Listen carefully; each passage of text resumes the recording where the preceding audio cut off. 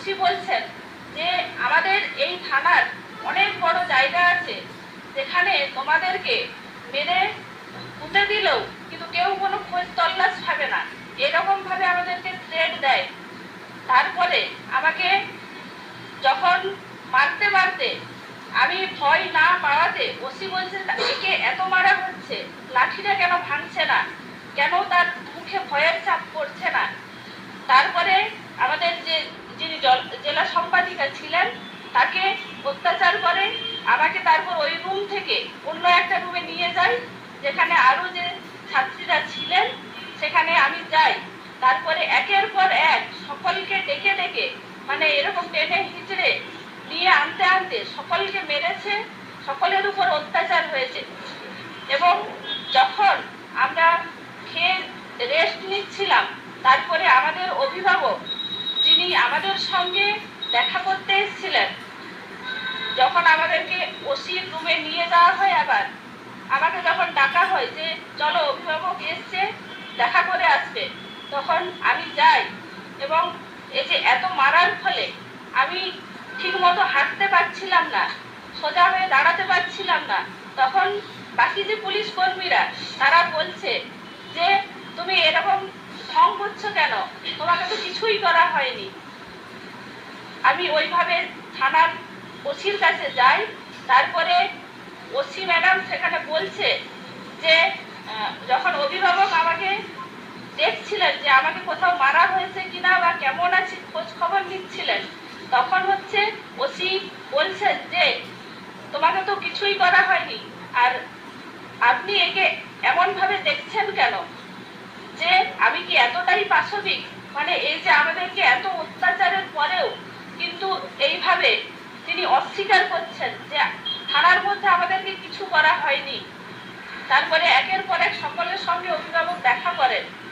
তারপরে রাতে যখন আমরা খাওয়া দাওয়ার পরে একটু ঘুমিয়ে পড়েছিলাম, তখন আবার হঠাৎ 11:50 বাজে, তখন আমাদেরকে আবার তোলা হয় যে তোমরা আসো, এখানে কেউ একজন আসো। তখন আমি উঠে তখন তৎক্ষণাৎ আমি গেলাম, আবার আমাকে সিসিটিভির আওতার বাইরের রুমে নিয়ে যাওয়া হয় এবং সেখানে নিয়ে গিয়ে আমাকে প্রস্তাব দেওয়া হচ্ছে যে তোমরা এই যে কাজটা করেছো এটা তোমরা ভুল স্বীকার করো, ক্ষমা চাইবে যে আমরা এটা ভুল করেছি এই কাজটা করে।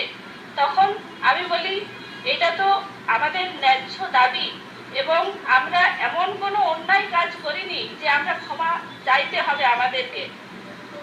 তখন বা আমরা ইউনিভার্সিটি গেটেও যে আমরা গিয়েছিলাম সম্পূর্ণ আমরা একদম শান্তিপূর্ণভাবে গিয়েছিলাম এবং কোনো পুলিশের উপরেও আমরা আক্রমণ করিনি বা গায়ে হাত তুলিনি। তাছাড়া কোনো ছাত্রকেও জোর জবরদস্তি আমরা করিনি যে ক্লাস করতে হবে না, বা রাস্তাঘাটেও কোনো আমরা সমস্যা করিনি। তাহলে আমরা কোনো অন্যায় কাজ করিনি, কেন আমাদেরকে ক্ষমা চাইতে হবে? তখন দেখছে যে এইভাবে হবে না। তখন আমাকে আবার বলছে তোমার বাড়ির লোক কি করে, তোমার বাড়িতে কে কে আছে, এগুলো সমস্ত কিছু আমি যখন বলি, বলে যে বাড়িতে তোমার জানে যে তুমি এরকম এখানে এসছো? আমি বলি হ্যাঁ আমার বাড়িতে সমস্ত কিছুই জানে, বাবাও এই সংগঠন করেন।